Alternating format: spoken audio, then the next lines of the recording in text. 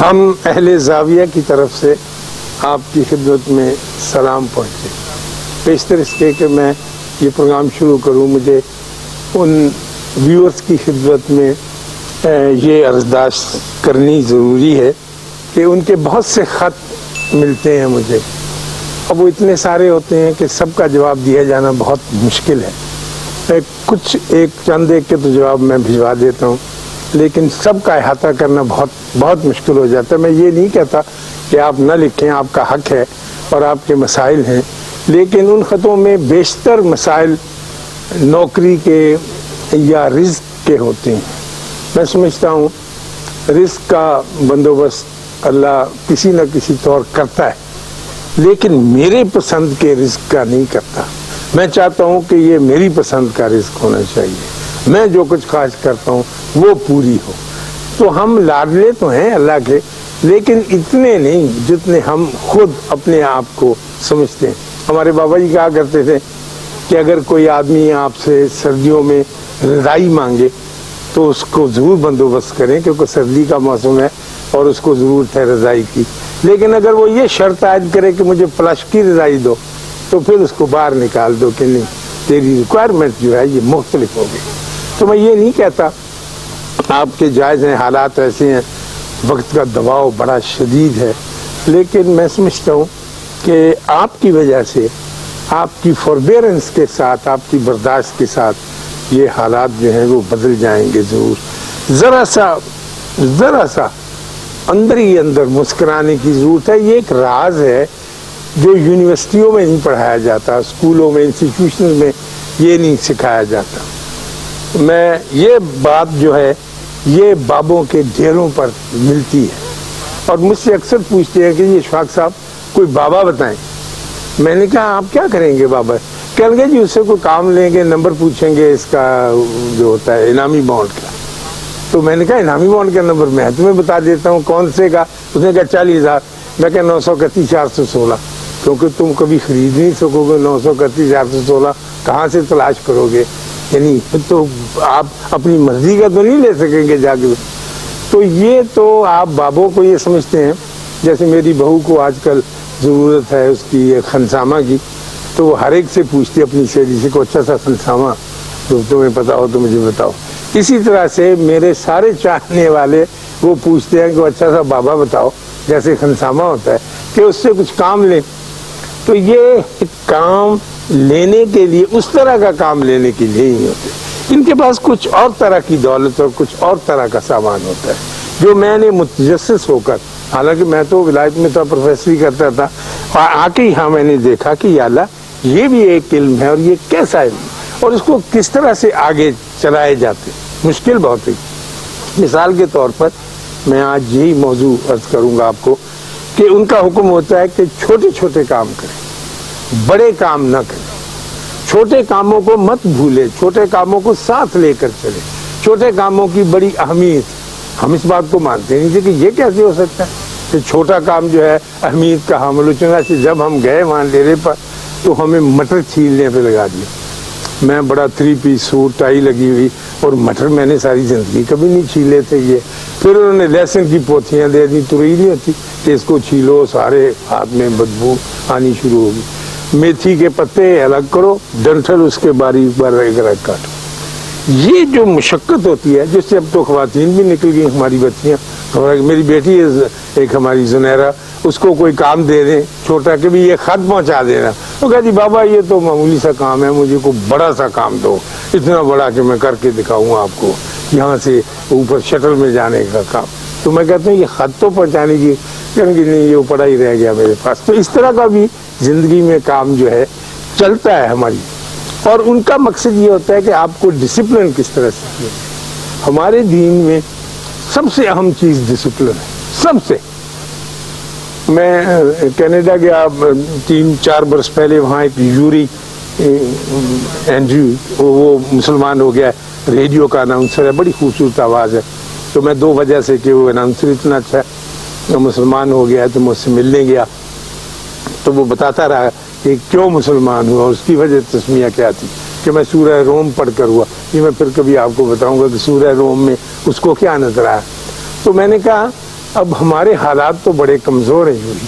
اس نے کہا نہیں اسلام کا تو سامنے لکھا ہوا دیوار پر بڑا بڑا. میں نے کہا نہیں ہم تو ذلیل و خوار ہو رہے ہیں جس طرح سے ہم کو گھیرا جا رہا ہے. اس نے کہا ٹھیک ہے گھیرا جا رہا ہے لیکن اس میں سے نکلنے کا بھی ایک انداز ہے تو ہم نکلیں گے. تو میں نے کہا آپ کیسے نکلیں گے؟ اس نے کہا جب کوئی 500-600-700 امریکی مسلمان ہو جائیں گے نا, گورے, بلانڈ, بلو آئیڈ, یہ دوسرے جو ہوتے ہیں ان کا نہیں کہتا, اور اسی طرح سے 600-700 کینیڈین ہو جائیں گے اور 900-850 اسکینڈینیوین ہو جائیں گے تو پھر ہمارا قافلہ چل پڑے گا, کیونکہ وی آر ڈسپلنڈ پیپل. ہم ڈسپلنڈ لوگ ہیں اور اسلام ڈسپلن کو مانگتا ہے, نعرہ بازی کو نہیں مانگتا, تو ہم آگے چل گئے.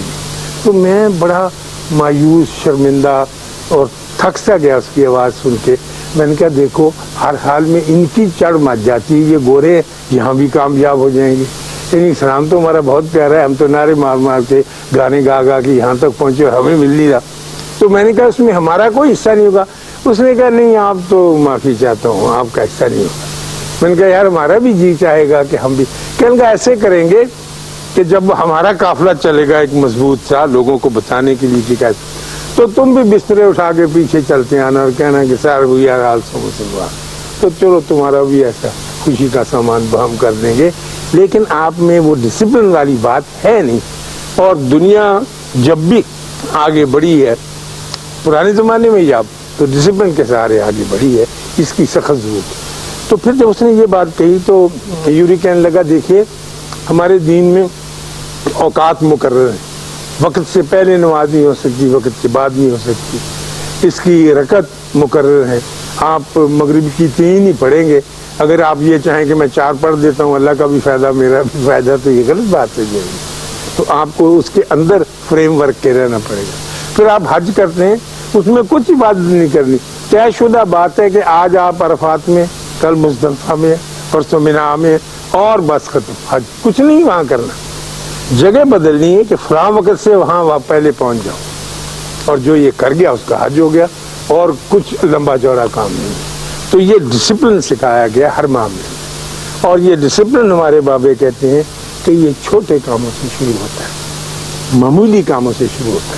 جب آپ معمولی کام کو ہمیں اتنی دیتے اور ایک لمبا سا 5 ایئر پلان بنا کے بیٹھ جاتے ہیں اپنا ذاتی اور اپنا انڈیویجول, تو پھر اگلا کام چلتا نہیں ہے آپ سے.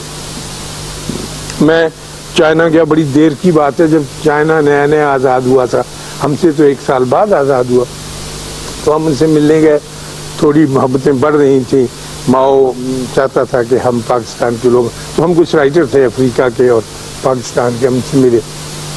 ایک گاؤں میں بہت دور پہاڑوں کی اوٹ میں کچھ عورتیں بیٹھی دانے بھون رہی تھی, بھٹی نہیں ہوتی لگی ہوئی, دھواں نکل رہا تھا اس کا. تو میرے ساتھ شوق صدیقی تھے, کہیں گے یہ کیا, یہ تو بھٹی بھون رہی ہیں عورتیں ہماری طرح کے, دانے ہوں گے شاید. تو ہم نے کہا ٹھیک ہے دیکھنا چاہیے. اپنے انٹرپریٹر کو ساتھ لے کے جب ہم ان کے پاس پہنچے تو 2 عورتیں دھڑا دھڑ پھوس لکڑی جو بھی کچھ ملتا تھا بھٹی کے نیچے لگا رہی تھی, اور 2 اپنے رومال باندھے کڑھائی میں ڈال کر کوئی لیکوڈ سا تیار کر. تو ہم نے ان سے پوچھا کہ یہ کیا کر رہی ہیں؟ انہوں نے کہا یہ اسٹیل بنا رہی. اسٹیل. میں نے کہا اسٹیل کی تو بہت بڑی فیکٹری ہوتی. اس نے کہا ہم غریب لوگ ہیں اور چائنا بھی آزاد ہوا, ہمارے پاس کوئی اسٹیل مل نہیں ہے, ایک امپرووائزڈ میتھڈ ہم نے اختیار کیا ہے, ایک اپنے طریقے کا, ہمارے کے مردہ سنگ سندور ڈال کے کس طرح سے گرم کرنا ہے لوہے کو. تو یہ عورتیں صبح لگ جاتی اور محنت اور جان ماری کے ساتھ شام تک یہ اسٹیل کا ایک ڈلا 5 سے 7 سے 8 سے کا کلو کا تیار کر لیتے. وہ آتا ہے ٹرک والا ان سے لے جاتا ہے, جمع کرتا ہے. تو ہم کو جس بھی چیز کی ضرورت ہوتی ہے اس اسٹیل کے سہارے ہم اپنی اس کمی کو پورا کرتے ہیں جو اسٹیل تقاضا کرتا ہے. تو میں تو اب بھی جب کبھی بات یہ سوچتا ہوں کہ سبحان اللہ ان کی کیا ہمت تھی, ان کو کس نے ایسے بتا دیا کہ یہ کام ہم کریں گی تو ملک کی کمی جو ہے وہ پوری ہوتی رہے گی. چھوٹا کام خاتون حضرات بہت بڑا کام ہوتا ہے, اس کو چھوڑا نہیں جا سکتا. جو چھوڑ دیتا ہے انفرادی طور پر یا اجتماعی طور پر مشکل میں پڑ جاتا ہے۔ اٹلی میں کلاؤ ہوتا تھا، ایک ہمارا بابا یہودی تھا، بڑا سخت یہودی، اس کی کوئی 13-14 منزلہ بلڈنگ تھی۔ صبح میں یونیورسٹی جاتا تو وہ لے کے وائپر پانی رات کی بارش نکال رہا ہوتا تھا، اور ٹاکی فرش پر جو سڑک ہے نا، سڑک کے اوپر جو پیومنٹ ہوتی تھی پٹری، اس کو صاف کر رہا ہوتا تھا۔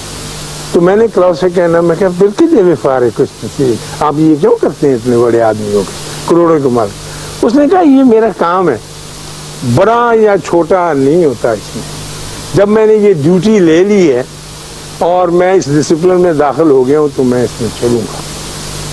اور میں نے کہا آپ اس میں کیوں چلتے ہیں؟